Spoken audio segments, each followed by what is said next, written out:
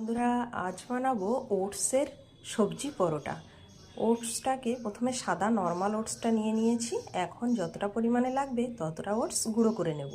তো বন্ধুরা, রেসিপিটি ভালো লাগলে আমার চ্যানেলটি সাবস্ক্রাইব করে আমার সাথে থেকুন নতুন নতুন রেসিপি পাওয়ার জন্য।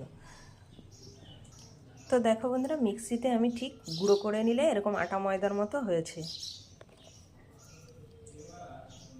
তো দেখো, এখানে নিয়েছি ওটসের গুঁড়ো, এর মধ্যে দিয়ে দিলাম গ্রেট করা গাজর একটা বড় সাইজের, আর কিছুটা বিনস গ্রেট করে, আর দিয়ে দেবো লঙ্কা কুচি, পেঁয়াজ কুচি, দিয়ে দেবো পরিমাণ মতো লবণ, একটু গোলমরিচ গুঁড়ো, আর একটা ডিম ফাটিয়ে দিয়ে সুন্দর করে মেখে রেডি করে নেব। তো দেখো, এরকম একটা পাতলা ব্যাটার রেডি করে নিয়েছি। এখন কড়াতে গ্যাসে একটা তাওয়া বসিয়ে দিয়েছি।